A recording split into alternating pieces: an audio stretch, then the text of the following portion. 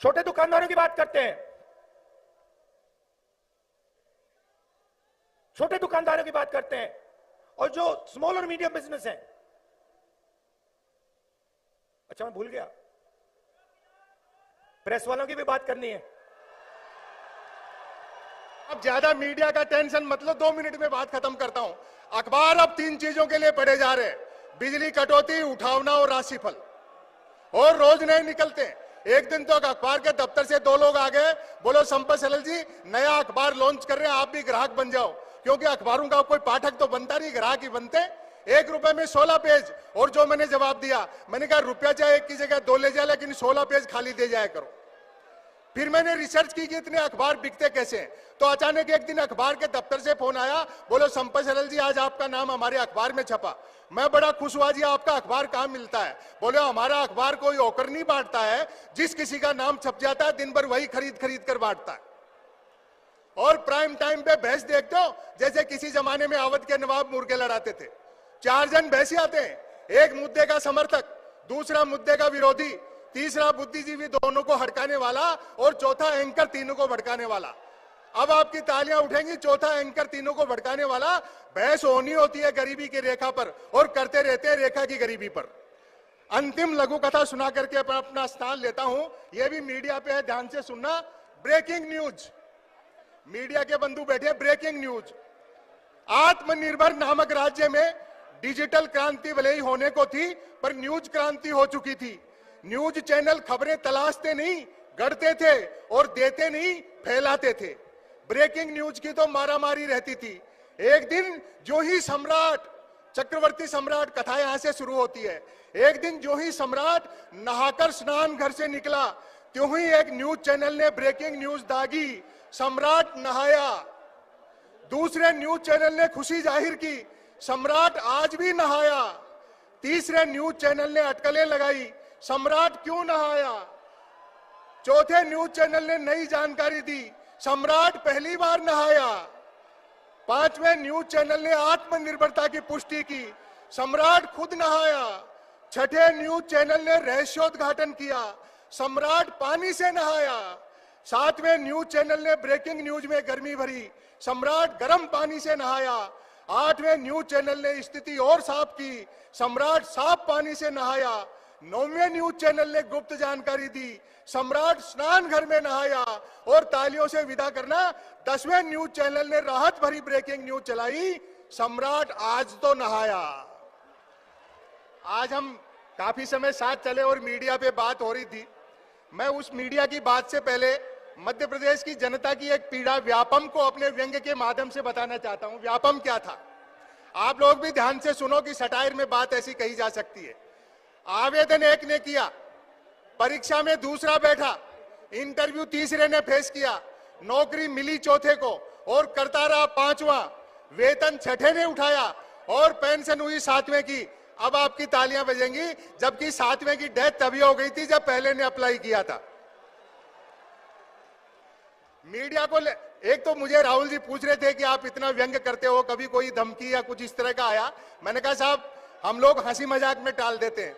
एक दिन के इनकम टैक्स के अधिकारी ने मुझसे मजाक की कि संपत सैलल जी मोदी सरकार पे इतना तीखा बोलते हो, किसी दिन छापा वापा वाले भिजवा देंगे।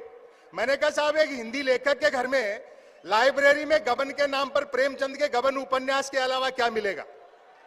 और अगली बात जो मैंने कही, तालियां उस पर उठेंगी आपकी। मैंने कहा फिर भी ऊपर के दबाव में जबरदस्ती फंसाओगे तो हम भी बीजेपी ज्वाइन कर लेंगे।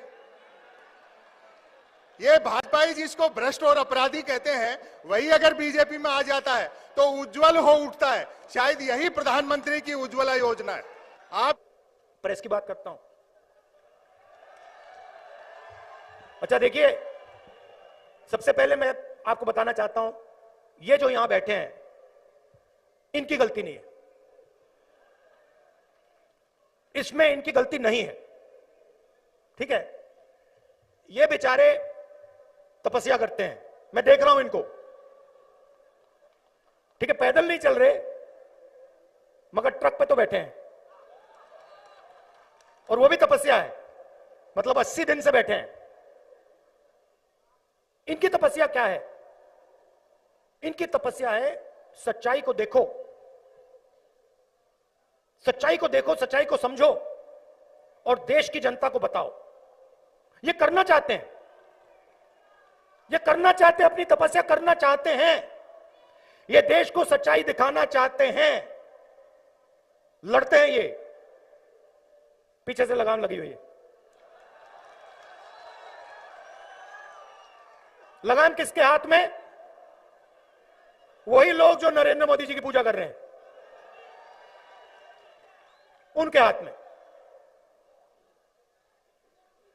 तो ये हो रहा है देश में। बीजेपी को लोग भगवान के सामने हाथ जोड़ते हैं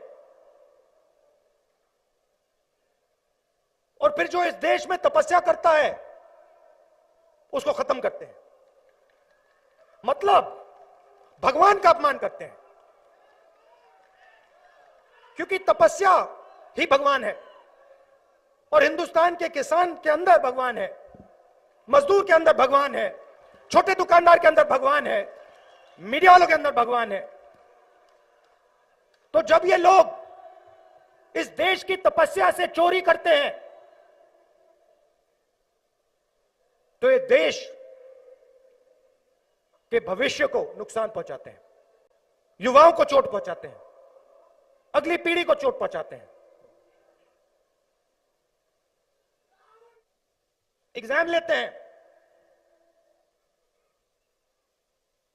तपस्या करने के बाद पता लगता है व्यापम स्कैम हो गया, तपस्वियों से चोरी हो गई, छोटे छोटे तपस्वियों से स्टेट की सरकार चोरी करती है, उनका भविष्य खत्म कर दिया। आज बच्चों ने मुझे कहा इंजीनियर बनना चाहते हैं। क्या तपस्या की? पढ़ाई की, इंजीनियरिंग डिग्री ली। अच्छा, सिर्फ आपके पास तपस्या थी? नहीं नहीं नहीं, मेरे पिता किसान हैं, उन्होंने भी तपस्या की। मेरी मां रोज खाना पकाती है, उनकी भी तपस्या है। मेरी दादी भी मदद करती है, उनकी भी तपस्या है।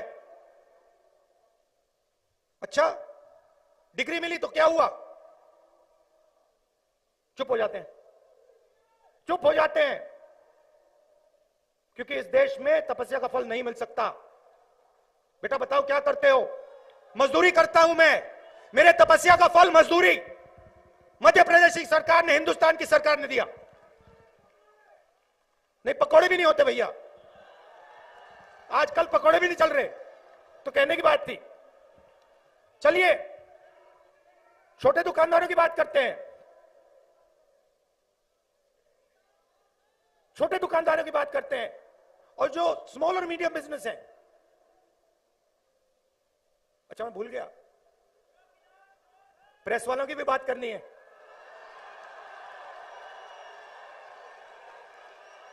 इनकी भी बात करनी है, इनको नहीं छोड़ना। अभी बोलता हूं।